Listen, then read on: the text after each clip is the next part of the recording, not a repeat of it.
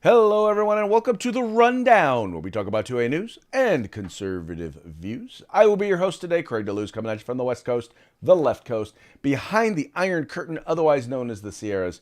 But as we all know, I do not do this program by myself. Nope, my name is Mike Piowarski. I come to you live from the East Coast. That's the coast with the most from the co-host with the most here on the Rundown. 2A views, conservative news. Craig, do you know what today is? It's Taco Tuesday. It's raining tacos from out of the sky. Tacos, no need to ask why. Just open your mouth and close your eyes. It's raining tacos. It's raining tacos out in the street. Tacos, all you can eat. Lettuce and shells, cheese and meat. It's raining tacos. Yum, yum, yum, yum, yummity yum. It's like a treat. Sorry. Sorry about that. But you gotta love it. You gotta love Taco Tuesday. You gotta love the Taco Tuesday theme. With that, Mike, any special theme to your tacos today? Ooh, I'm going to go with something with a cerveza. Very nice, very nice, very nice. We're actually, it's kind of funny. We're going a little bit different. We're not going necessarily Mexican taco. So we're going to do some tiki masala, and then we're going to do it with naan, and then we're going to actually put it in the naan, which is bread, and we're going to have more like an Indian taco. You mean a falafel? Whatever. You're going to have a gyro. A gyro. There you go. Yeah, no, just hold it like a taco, though, and you'll be all right. Yeah, exactly. So that's the point. As long as you hold it like a taco, it is officially a taco. Right. Yeah, don't wrap it all the way. Keep it open at the top. It'll be just like a soft bread shell taco. Exactly, and you've got to have various different things in it, and you got to hold it. You kind of turn your head slightly like. There you go. Perfect. That'll work. That'll work. You're granted this exception. Yes. Oh, good stuff. Hey, why don't we go ahead and before we get into the program, why don't we go ahead and give a quick shout out to our sponsors? Yeah, also some great taco lovers. Let's talk about Hitman Industries. That's hitmanindustries.net, hitmanindustries.net. If you've got an AR in the past 5 years or so, you probably already have one of their barrels and don't even know it. Well, now you can go buy direct from them. Get you a barrel for your next build or replace the one you have in your AR today. hitmanindustries.net. Let's say hello to our good friends at the California Republican Assembly, fighting the good fight behind the enemy lines. Make sure you reach out to them and assist in any way you can. And if you're looking for some awesome combat gear, some awesome tactical gear, then go to uscombatgear.com. That's right, folks. Excuse me. These are the folks who bring us to you in hopes that we will bring you to them. So do us a favor, visit them, follow the links in the description of this program. Check them out. If you like what you see, spend a little money, and make sure you tell them that the guys over at the Rundown sent you. Also, if you haven't done so, and I know I say this every time, but I know that some of you haven't done so, make sure you like, share, and subscribe. In particular, make sure you subscribe, because we all know the algorithms are not on our side. They do not like people who talk about conservative stuff. And they definitely don't like people who talk about guns. So in many cases, the only reason that people are going to know that we exist is because you share us. So pass us around. Sharing is caring. Sharon, you say Sharon is Karen? Did you just call our audience a bunch of Karens? Caring, sharing is caring. We must work on your enunciation. I think it's just because you're in California. You got the smog in your ears. Look, Karen and caring are the same thing in California. You're Karen because you care. Yeah, there you go. Oh, bad stuff. All right, let's get into today's news. This whole BIPOC thing, people of color thing, where they're trying to make it like all people of color are all supposed to be together and be one and be in the liberal left-wing camp and all work together and row together in order to make the country great. Well, we discover that many in the leadership, or at least some in the leadership, they don't feel that way. In particular, in this leadership in the city of Los Angeles. caught on a hot mic, which California Democrats seem to be really good at getting caught on hot mics. The president of the LA City Council, her name is Nuri Martinez, was caught on a hot mic, basically making some very, very racist remarks about, of all people, a young black child who was adopted by a white city councilman. And so anyway, but her and several other folks were commenting on that as well as various other items regarding to, in many cases, politics there in the city of Los Angeles. She referred to this young boy as an accessory for the city councilman and compared him to, basically called him a little monkey in Spanish. They also in many cases, and there were several folks who were involved in this meeting, we're talking about basically and strategizing how the Latino leaders, or how they could wrest away control there in the city of Los Angeles from African Americans. So how they could basically disenfranchise the black leaders so that they could take greater control of what was going on there in the city of Los Angeles. Craig, so the woman that made these comments, she's Hispanic, and she made them in Spanish? Some in Spanish, some in English. Oh, okay. Spanglish, Okay. basically. I got it. Okay. I thought, listen, I don't know the rule, but I thought minorities were allowed to make racist comments against other minorities. Is that not true? Well, I thought that unless you were in a position of authority, unless you were part of a group that was historically empowered, basically, unless you were white, then you couldn't be racist. That's what they say. Yeah, only white people can be racist. That's my point. Yeah, I thought only white people can be racist, I believe, is the point. Yeah, so I don't. Maybe they're so. I don't listen. I don't know what the population makeup of Los Angeles is, but it would seem like the whites would still be the racists. I don't think. Do they change when they come across the California border? I don't know. Does the California Department of Justice have a rule book they hand out? I'm not sure, but. Craig, you tell me, how big of an issue is this out there? No, this actual specific incidents, because I know back east here, we'll see once a month, twice a month, call for the resignation of so-and-so in California. It just seems like, that's the first response out there. It's like councilman, would you like some cream in your coffee? Oh, I have to resign now. You said cream in your coffee. Well, now here's the thing though. Keep in mind that this just foments a battle that everyone knows is going on. And that is, the fight within the Democratic Party for most favored minority status between the Latino community and the black community. The fact is there has been no more faithful vote for the Democratic Party than black folks, and it's been demonstrated that when black people don't show up, Democrats lose. Now, having said that, the probably the fastest growing group is the Latino community. Now, the challenge they're having is that they're pretty much split 50-50 now between Republicans and Democrats. Now, in California, it's probably more Democrat leaning, but it's getting to be pretty split, meaning that they can't necessarily afford to lose support of Latinos either. So it's a big deal because, whoever comes out on top on something like this is going to be the one who's going to gain some more favor or control within the California Democratic Party. I mean, now black people have critical race theory going for us, but so we've got that whole dynamic that is now being instituted. And oh, by the way, on the chart of intersectionalism, being black is more oppressed than Latino. Once again, if you go according to the critical race theory. Critical race theory hierarchy of intersectionality. Now, if you are a gay, female, disabled, black person who's colorblind, you're there near the top of the scale. Which I don't believe any of those are included or were referred to in this particular incident. See, that's the trump card, right? You could be racist whoever you want. Then. Well.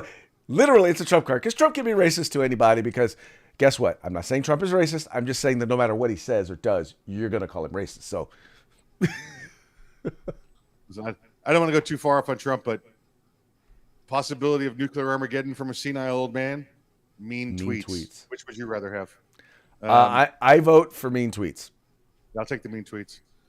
Craig, looking at the composition of Los Angeles out there is just over 50% white, about 9% African American, Asian 13%, and then some smaller stuff out there. The Hispanic culture is non-Hispanic whites are 28%, and Hispanic residents are 48%. So you're looking at the difference of Hispanic population of being 48% and the African American population about 9%. So you could see where the numbers lie out there when you see the seriousness of it. You could tell that.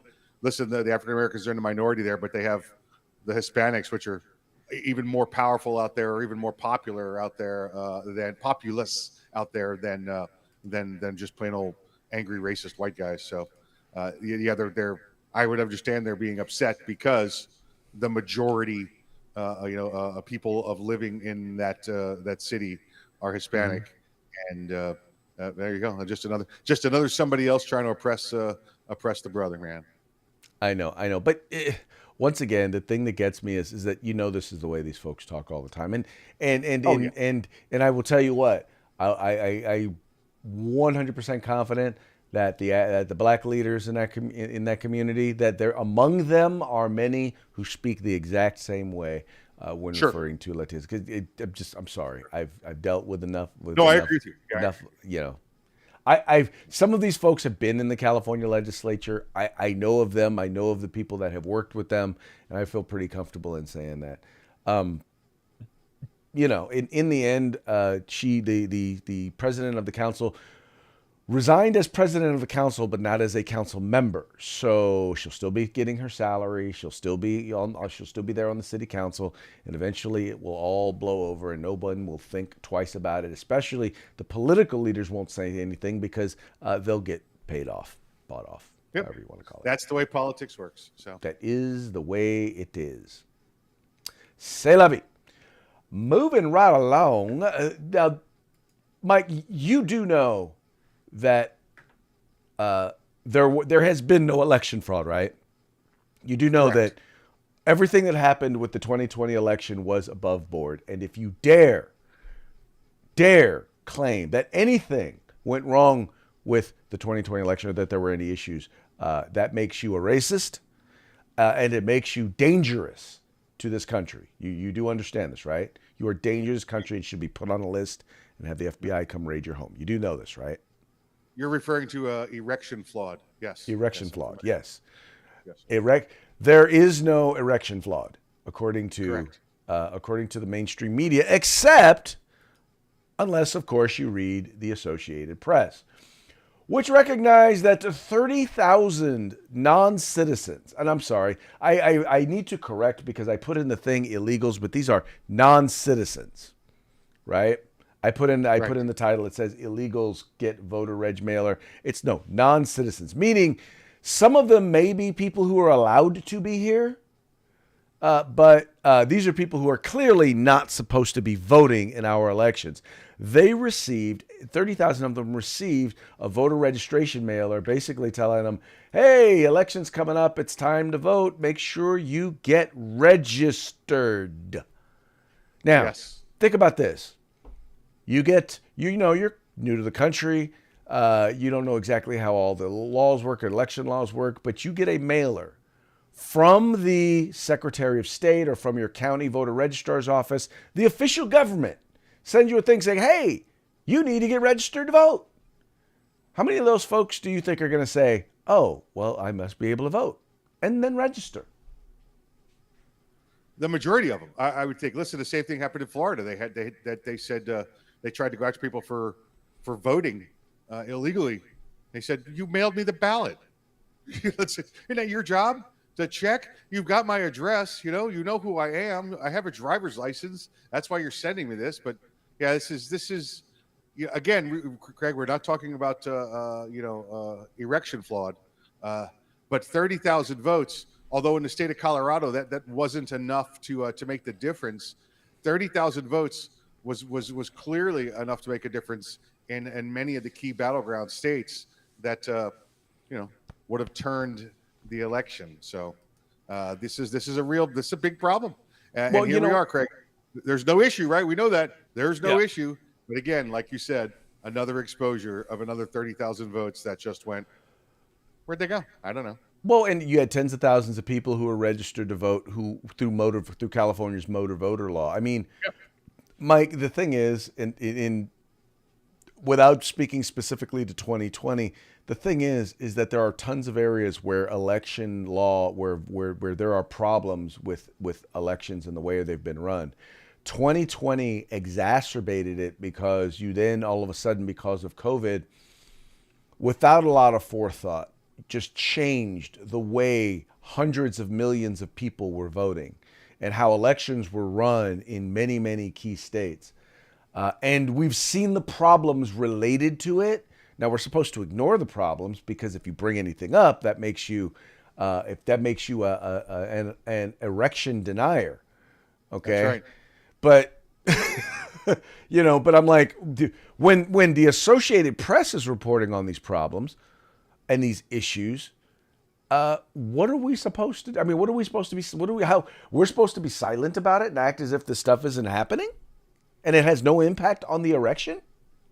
Well, you know the issue, Craig, is we can talk about it at the water cooler if you want, but you can't talk about it here on any of these platforms you and I are on because Big Brother will come down and stomp it down. I do want to point out that again, now AP running this story. We talked yesterday about cracks in the liberal media, right? Mm-hmm. Here's another one. There's another one coming through. Somebody else saying, okay, we're not saying that this really happened, but we're saying here's some facts that really should be known. So that they can get away with saying, well, we reported on it, but you completely ignored the impact that it had on the outcome of the erection. Yep. I think I said erection like 10 times in the last 3 minutes. But folks, by the way, just so you know that we're dealing with the algorithms. Don't tell the algorithms what we're really talking about. But Yeah. Yeah, do the math, work the puzzle. Erection flawed. Erection flawed. Yep. Erection flawed. Yeah, those of you who watch the program get it. Those of you who don't need to watch more. Yep. And we're not talking about like Peronis or anything like that either. No, we are not. We most definitely are not. All right, this was an interesting one that Mike picked out. So basically, this guy is working with police, right? So he's an informant with the police. And turns out, he's a snitch. Yes, he's a snitch for the New Jersey police, right? And turns out the people that he was snitching on found out about it. And he winds up getting beat up and shot at. And so he gets a gun to protect himself. And somehow, I guess he gets arrested or something like that. Anyway, he winds up getting arrested and charged with a gun charge and convicted. Well, an appeals court judge said, wait a minute, hold on. So the police refused to protect you. Told the police about all this. They refused to protect you, right? So they're not protecting you, even though you worked with them and you informed on people. In other words, they would not defend you. So you have a right to defend yourself. And I guess the lower court wouldn't allow him to argue that the reason why he was in possession of a firearm, and those of you who know New Jersey know that it's almost impossible. It takes a long time to get a weapons permit to be able to just own a gun, let alone a concealed carry permit. But anyway, the court basically said, he ought to be able to argue that the police were not doing their job and protecting him. So therefore, he had a right to defend himself. I think this is, first of all, it's kind of monumental. This is a big deal for a New Jersey court to rule this, New Jersey state court to rule this. But I think this also speaks to the fundamental understanding that we now have that law enforcement does not have an obligation to protect you from harm. Right, and we know that from many cases before. But Craig, you're right. This guy's what is it? Confidential informant. He's a snitch, right? He's a snitch, and 21 years old. from reading the story, he looks like he may have even had some charges pending against him, and this what he was doing with the police, maybe he was helping work some charges off. He wore a wire on some bad guys, and they found out, I guess, that he wore the wire later on, and they came after him. Well, Greg, they were trying to give the snitch some stitches because snitches get stitches. We know that from what Peyton Manning told us. But yes, so they go after this guy. They shoot at him. He gets beat up a couple of times, and he asked the police, just like you said, please, I want to protect myself. What can we do? Can you protect me? And they said no. He said, can I move away? And they go, no, because of that other case you got to stay here. You can't leave. So he started to carry a firearm that he got. He purchased a firearm, and now I don't know if he purchased it legally or not, because remember, we don't know what he was charged with or if he was convicted, so we have no idea. And I would bet that he's not been convicted of anything that's a barring offense. Otherwise, it was a marijuana charge.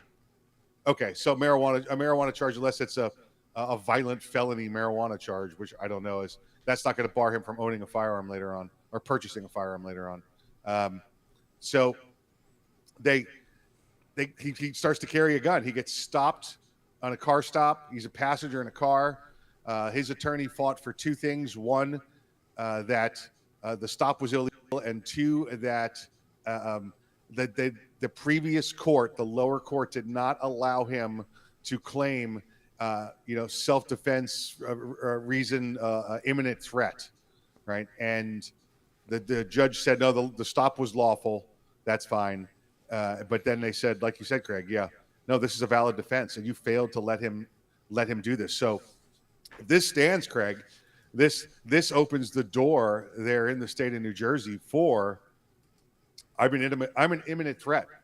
I'm going to carry a firearm. Now that won't give you everyday rights to carry a firearm like you would normally everyday carry, but those that get into tense situations and can articulate imminent threats would seem like that law has been made null and void there in the state of New Jersey now.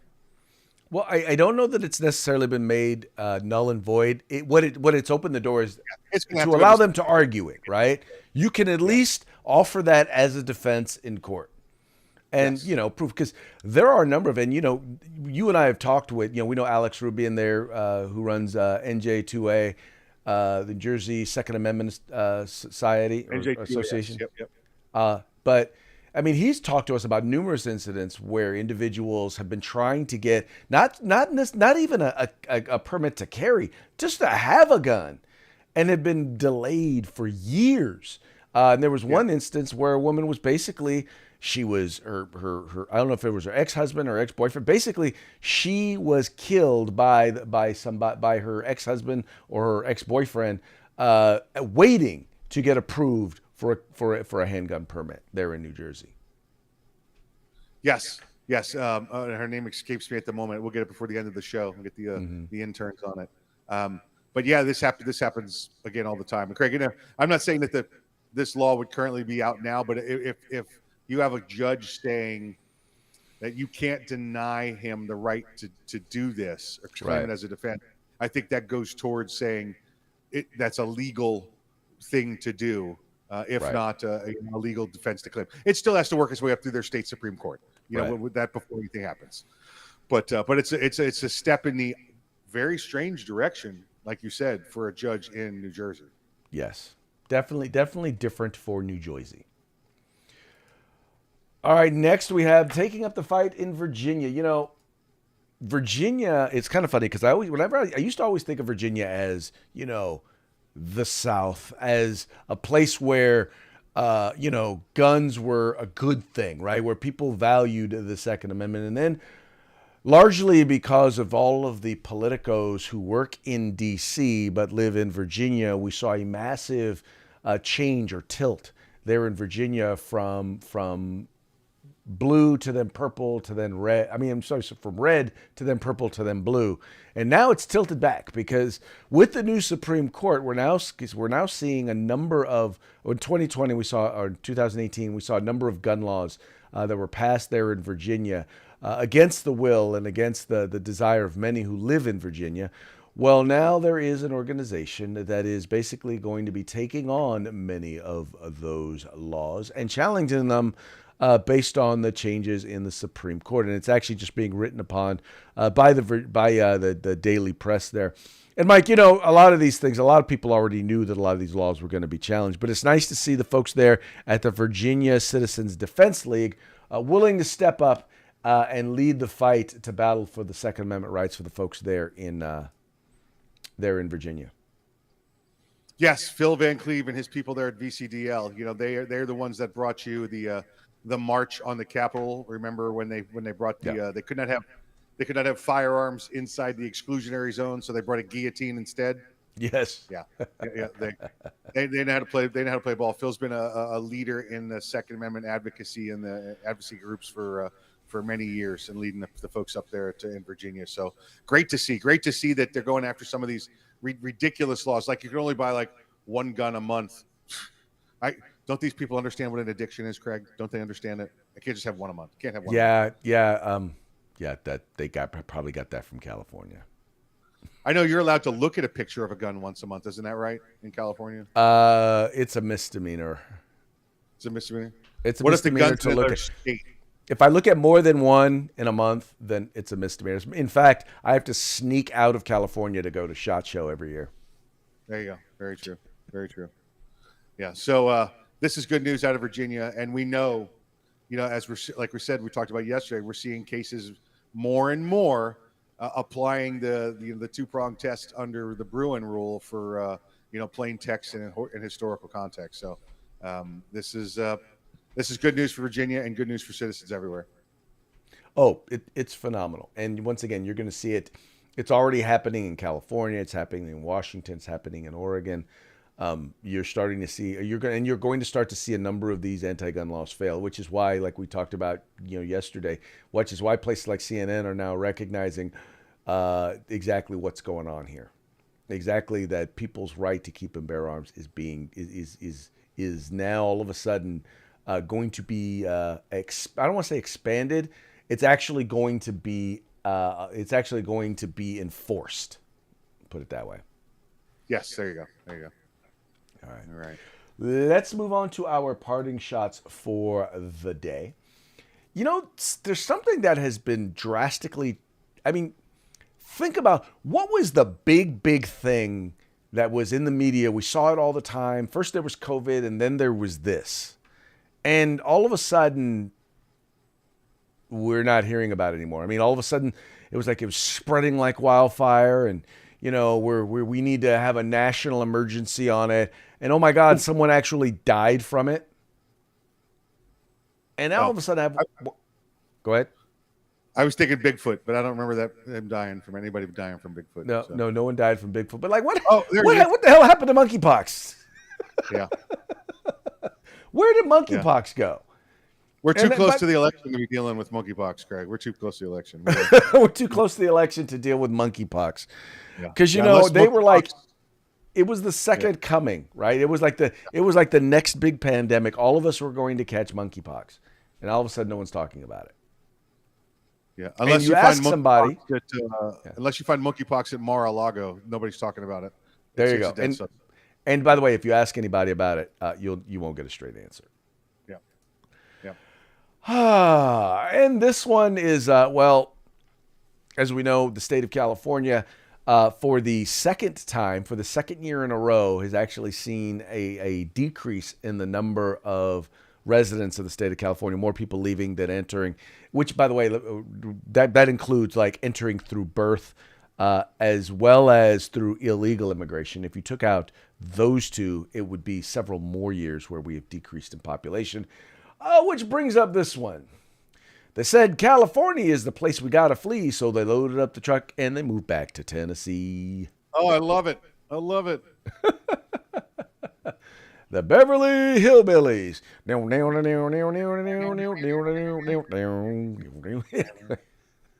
But that is what's happening. It's funny that they said Tennessee, because I know so many people who have moved from Idaho and Tennessee right now seem to be the two places where people that I know in California recently are moving to. Yeah, those are popular destinations for sure. Tennessee's a popular destination from people in Florida. That's where they go. They move down here and they're like, too hot. Let's go halfway. And they go to Tennessee. Now, how far is Tennessee from Florida? 10 hours. 10 hours. Okay. That ain't bad. Yeah.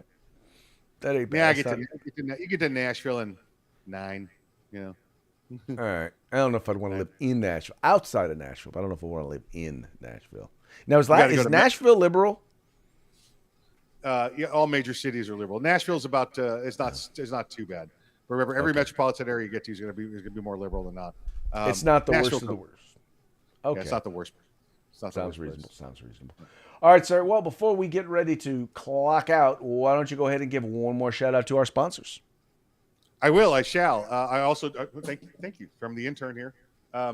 Carol Brown was the woman that was killed in New Jersey back in 2015, stabbed by her boyfriend. Yes. Thank you for sharing Carol that. Brown. Could not remember the name. We apologize to her family. All right, let's talk to our good friends, or you should talk to our good friends at Hitman Industries, hitmanindustries.net. If you need a barrel for your AR platform, just go to hitmanindustries.net. You should get this by now. The California Republican Assembly, make sure you reach out to them. Maybe a little dollar bill. They could use that to help fight the fight behind the enemy lines. And if you got some of them dollars left over, you want some awesome tactical gear, go to uscombatgear.com. That's right, folks. Once again, those are our sponsors. Please make sure to visit them. Let them know that the guys over at the Rundown sent ya. Oh, by the way, California Republicans, if you are a California voter and you want to know who to vote for in the upcoming general election, the CRA endorsed candidates, there's a list. And you can go everything from governor and senator all the way down to dog catcher. So check it out. Find out who you should be voting for in the state of California. And those of you who don't live in the state of California, everybody else is voting in our election, so you might as well too. Yep. That would not be election fraud. No. No. And on that note, we're going to call it a day. We very much appreciate you tuning in. We appreciate you liking and sharing the program and encouraging your friends to do the same. We shall return tomorrow on Hump Day. So, till then. Hump day.